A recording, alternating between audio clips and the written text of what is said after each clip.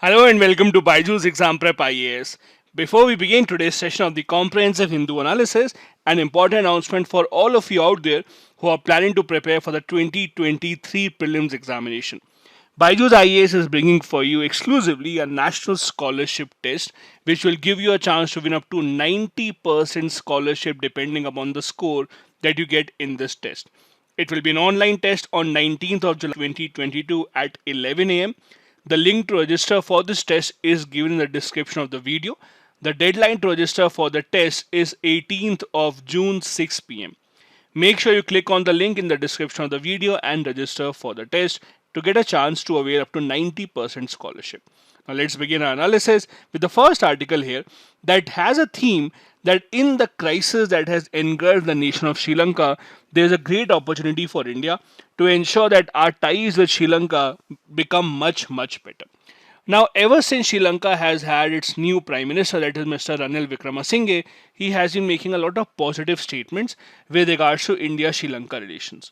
If you just Google his statements, you will get to know that he has been very optimistic about the bilateral relations, and multiple times he has said that I would like to have much improved relations with India.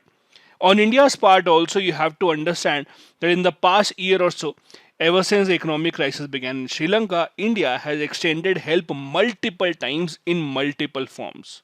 For example, we have extended close to $3.5 billion to help Sri Lanka's food, health, and energy crisis. Recently, the Import Export Bank of India, along with the government of Sri Lanka, signed a short term $55 million line of credit deal to help Sri Lanka procure urea for their paddy crop. And at the same time, the Sri Lankan government has also retaliated by saying time and time again that they respect and understand that India is helping them with open arms. That is why the Sri Lankan Prime Minister Ranil Wickremesinghe has been making such statements.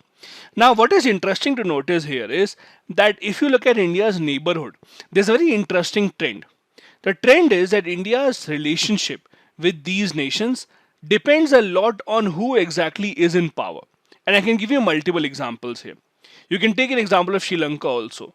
Whenever the Rajapaksa brothers are in the power, usually India does not seem to have great relationship with Sri Lanka because they have a tilt towards China. But when someone else comes to power in Sri Lanka, as is the case right now, the bonhomie between India and Sri Lanka improves. Similar is the case with Bangladesh. Whenever we have the party of Zia Khalida in power, it seems that India-Bangladesh relations are not that great. But whenever Sheikh Hasina comes to power, the India-Bangladesh relations improve drastically. You can see the same happening in Nepal also. Now that Nepal has a new prime minister, he has been trying to improve its relationship with India as compared to the previous prime minister who was much more tilted towards China.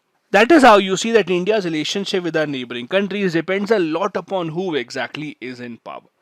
Ranil Wickremesinghe in the past also has made certain statements. For example, in 2016, he said that if you consider five South Indian states of India and Sri Lanka together, this sub-region makes about $500 billion of economy with about 27 crore people.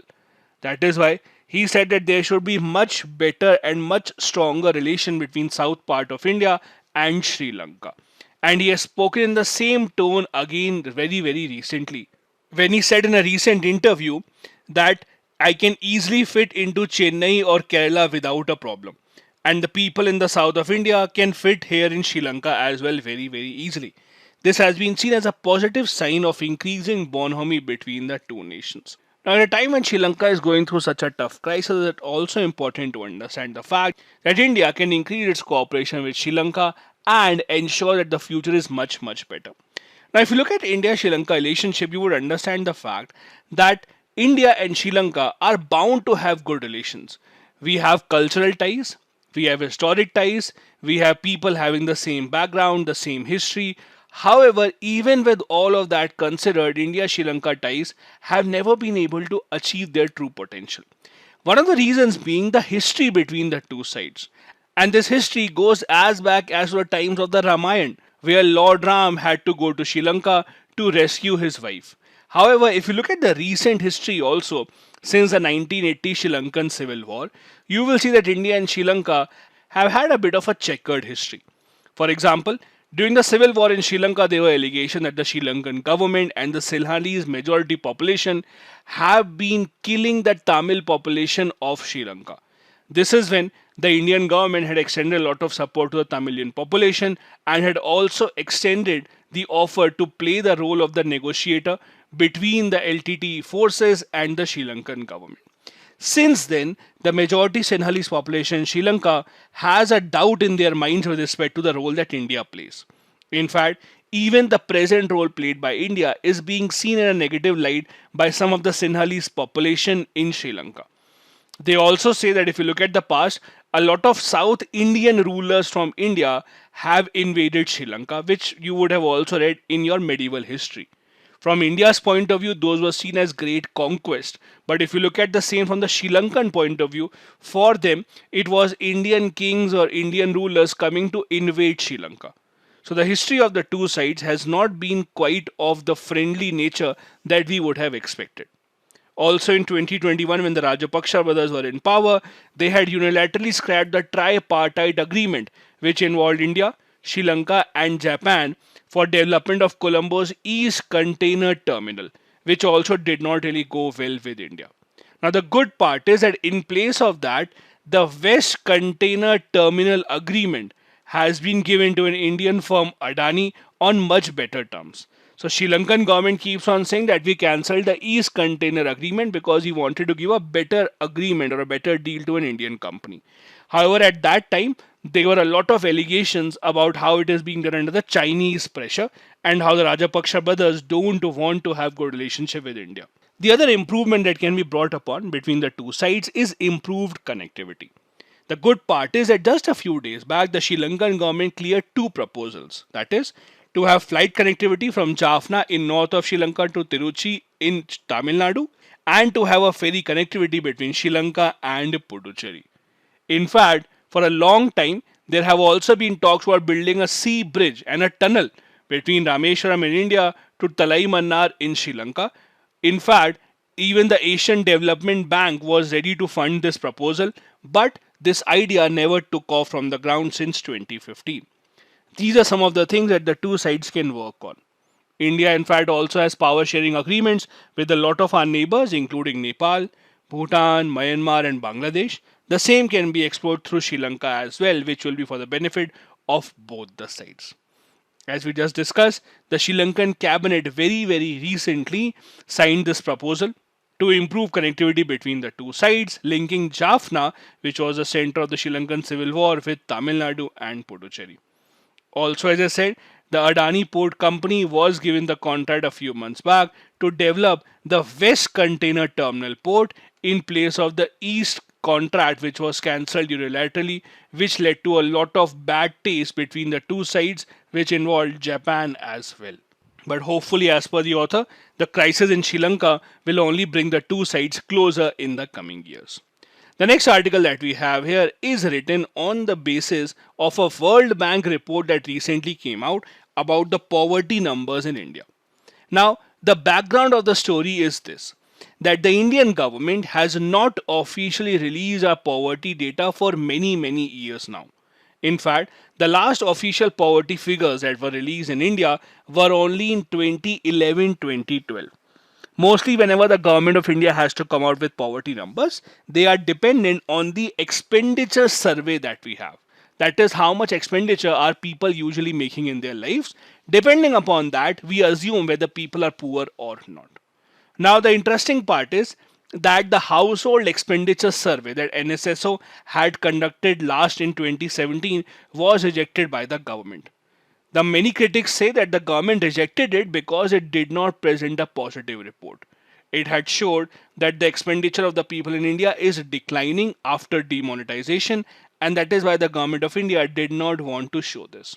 Now that a new report has come out from the World Bank and also from the IMF, it is now time to compare whether or not India's poverty is improving or whether more people in India are becoming poor. In short, the author here is contradicting these reports. The theme of this article is that while the reports of the World Bank and IMF say that poverty in India is declining, the author believes that the other data, if you collate that from RBI and other official sources, you would see that the poverty in India is not declining. It is in fact increasing. So he is actually raising questions about the methodology that the report has actually used. The reason why author is actually making this point is he's saying that if you look at almost all the official numbers post demonetization, for example, if you look at the numbers about employment, if you look at the numbers with respect to number of people who are actually paying taxes, all those numbers show that reduction in poverty is not possible. So how come these reports of IMF and World Bank are saying this? He's saying that post demonetization, no particular sector has shown any advanced growth as we would have expected. In fact, demonetization has affected majority of the workers adversely, with a lot of people losing employment. In fact, the periodic labor force survey also shows that after demonetization, the unemployment figures are increasing in India at a remarkable pace. Thus, if you consider all these things, it is just not possible that there has been a reduction in poverty in India. That is why, as per the author, there is something wrong with these reports of the IMF and of the World Bank. Also, he's putting the responsibility on the government. The government should not hide from the data. It should not hide from the fact, even if it goes against the image of the government. He gives an example of the earlier governments also. In 1997, the Planning Commission had showed that poverty in India had actually increased for the first time in 15 years. But the government of India at that point of time did not hide that data. They were ready to publish it and bring it in the eyes of the people because they were more concerned about the truth and the data coming out rather than preserving their image. As per the author, the same has to be done right now because unless we accept what the problem is, the government of India cannot work for getting rid of that problem. So accepting the problem is the first step, then we can all come together to find the solution. Now this is a snippet from the World Bank report that has come out. This paper shows that poverty in India has declined. As per the paper, the expectation was that the poverty would decline at a much faster pace, which has not happened, but at least there has been a decline in the poverty. The poverty decline has been much more drastic in rural India as compared to urban India, means schemes such as Manrega, etc., have played a great role in decreasing poverty across the country. The report also has these key highlights which I have extracted from you if you want to read more about it. The report says that there has been a decline in extreme poverty. Now, what is extreme poverty? The World Bank defines extreme poverty at a level of $1.9. So, if you're earning less than $1.9 per day, then you are extreme poor. If you're earning more than this, then you do not come in the category of extreme poor. So, extreme poverty has declined in India, which is a good step. It has also seen that rural poverty, as we just discussed, has declined much more considerably as compared to the urban poverty. The small landholder farmers have experienced a higher income growth, which is a good sign for agriculture. The real income for the farmers having the smallest landholdings has grown about 10% in annualized terms. The World Bank report is significant because of the fact that we have not had official numbers about poverty from the government of India's side for a very, very long time. And that is why the experts are waiting for the government to say something on this issue officially so that we don't have to depend on reports from outside India to get this kind of a data. The next article that we have here is based on the newly released yearbook by SIPRI.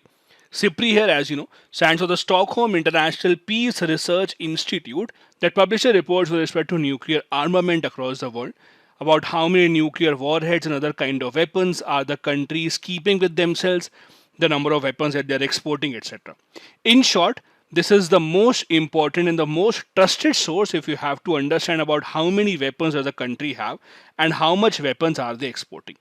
This is the report that time and again says that India is one of the largest importers of weapons throughout the world. So this institute has published their 2022 yearbook and the article is based on the important pointers of that particular report. The report says that during 2012 to 2021, military spending as a percentage of the GDP across the country has almost remained the same. In terms of countries having nuclear arms, Russia has the most number of nuclear arms in the entire world, followed by US. It also says that China has a fraction of the nuclear warhead that US has, very very less as compared to US.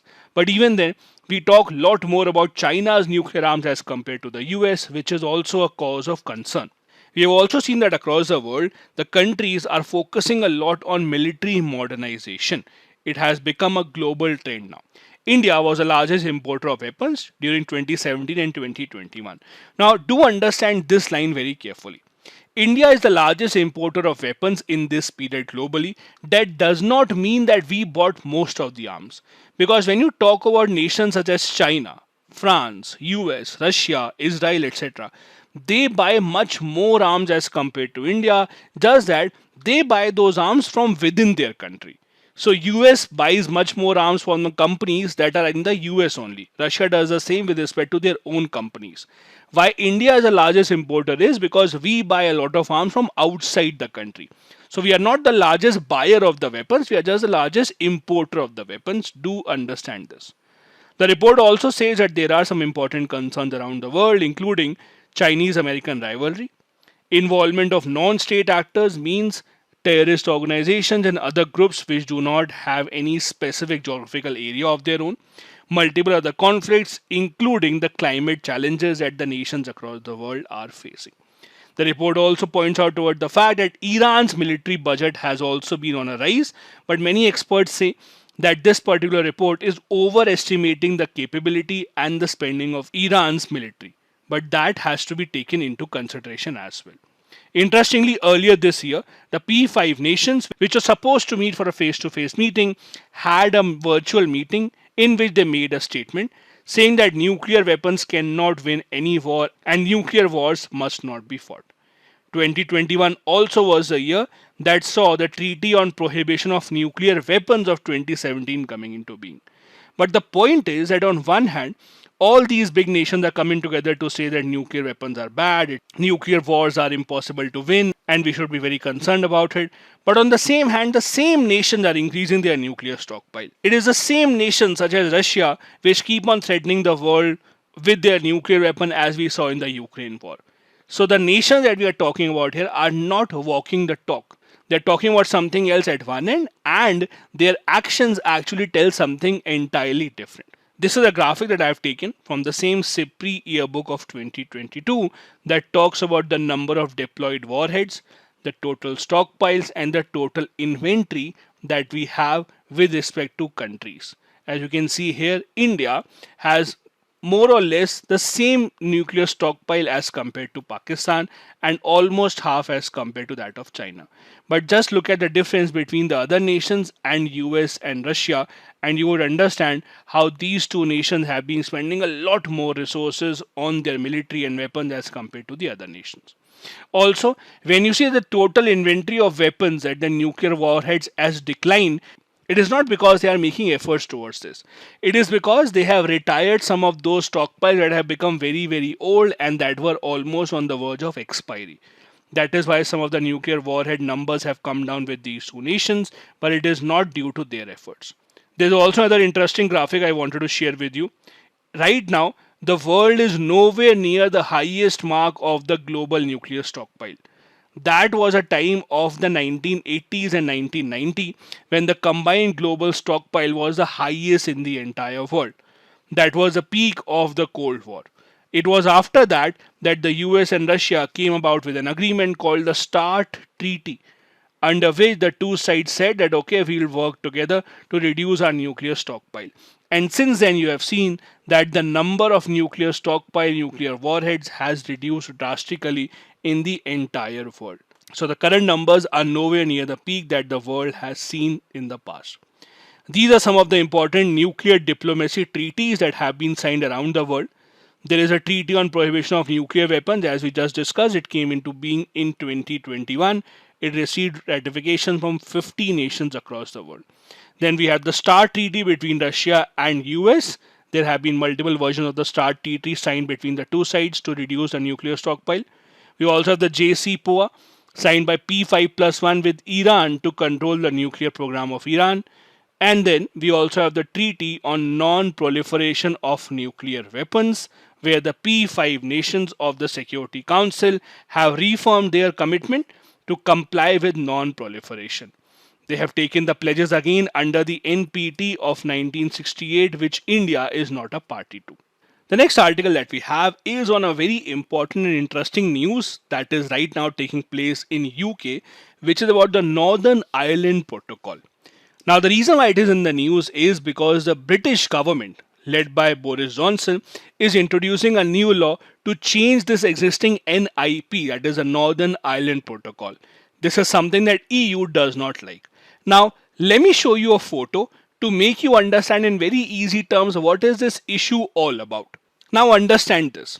When you say UK, that is United Kingdom, you actually mean England plus Scotland plus Wales plus Northern Ireland.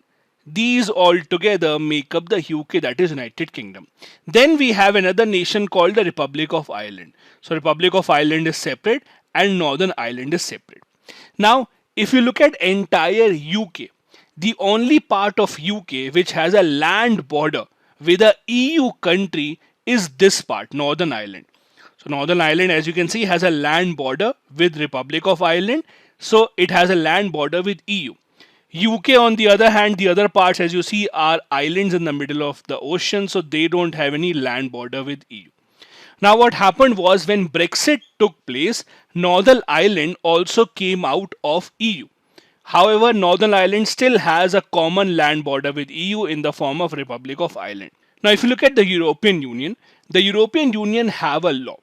The law is that whenever any product enters the European Union from a non-EU country, then that product has to be checked, it has to be inspected for quality purposes, and only then the product will be allowed to enter.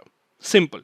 Meaning that since 2019, now that Northern Ireland is not a part of EU and Republic of Ireland is a part of EU, meaning that any product entering EU from this border now will have to be checked. Right? This is the idea of the EU agreement.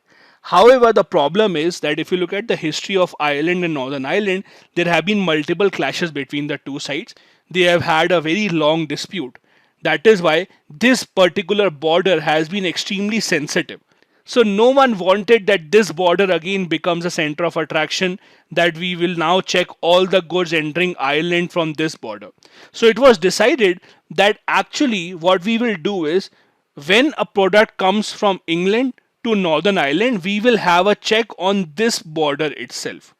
So rather than checking these products on the border between Republic of Ireland and Northern Ireland, the products will be checked here between England and Northern Ireland, and after that the products will go on. This was a 2019 law called the Northern Ireland Protocol. This was done mainly because no one wanted to bring back the attention towards the border between Northern Ireland and the Republic of Ireland. Now the British government is changing this. Why are they changing this? They are saying that when we check products here, it delays a lot of products such as meat, etc., which have a lower shelf life, and it takes 2 to 3 days just to check these products. And because these products have to be consumed immediately, now we don't agree with this law.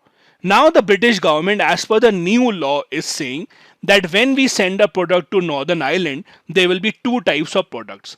One will be through the green lane. Green lane means those products which are consumed in Northern Ireland only. They will not be checked. They can go directly, there will no checking that will be done. On the other hand, there are products which will go from England to Northern Ireland and then they will enter EU. These products will go to the red lane. For them, there will be checking. So the red lane products, that is the products which will not be consumed in Northern Ireland, that will go forward. For them, the checking should continue. We don't have a problem with that. But the products that are made to be consumed in Northern Ireland only, which is not a part of EU, there is no purpose of checking those products. We should let those products continue. This will be called the green lane. This is the new law that the British government is trying to introduce to replace the NIP, the Northern Ireland Protocol of 2019. I hope you understood this much. Now the problem here is that EU is not happy with it. EU is saying that no, you cannot do this. When this agreement was signed, that the checking of the products will be done here between England and Northern Ireland, EU also had signed this agreement. So now all of a sudden, how can Britain all of a sudden change their law without even asking us? If we were the ones who allowed checking of the products here, you should first ask us. Secondly, if products enter Northern Ireland through the green lane without any checking, what if then they are smuggled into the EU because the land border is the same? We cannot allow that to happen. So EU is saying that if you go ahead with this, if you just change this law because you want it to happen, we will go to the courts and there will be a trade war between England and EU. This is the gist of this entire article that you can read from here. So as I said, a new Northern Ireland Protocol bill has been introduced. It has not been passed to override the 2019 Northern Ireland Protocol, which was a part of the Brexit deal. EU says it is against the international law. We will not allow that to happen. The NIPs of 2019, the solution that it gave was to avoid the customs check at the border between Ireland and Northern Ireland, because it is a very, very tricky and very, very touchy border. In fact, that border between Ireland and Northern Ireland could only be settled in 1998 with an agreement called the Good Friday Agreement. The Good Friday Agreement was the one where a lot of political parties of Ireland and England came together and they decided, okay, we will maintain peace at this border. And now no one wants to go back to the volatile past, and that is why it was decided that any checking of the goods will be done at the border between England and Northern Ireland and not on the land border. And this is now something that the government of England wants to change. Now the other question is, how can the British government do this? If they sign an agreement with the EU, how can they all of a sudden go back on the agreement and say, no, no, no, we want a new agreement? The British government is saying that we are doing this under an international law which is called Doctrine of Necessity. What is this? The UN's International Law Commission allows a state to invoke the doctrine of necessity if its essential interests are facing imminent and grave danger. And UK says that this grave danger is the threat that is being imposed by the Northern Ireland Protocol to the Good Friday Agreement, and it will damage the peace agreement that took such a long time in 1998. This is the entire story. The British government is trying to introduce the new law to override the 2019 law, but the EU is not happy with it. The Good Friday Agreement, although you don't need to go into detail of it, it was signed in 1998. It is also called the Belfast Agreement. This was an agreement in which Ireland and Northern Ireland's multiple parties of these two sides came together to sign this agreement, and a lot of bodies were formed, including ones that have members from both the sides to maintain peace on the land border between the two sides. The next short news that we have is that the cabinet has approved the mega 5G auction.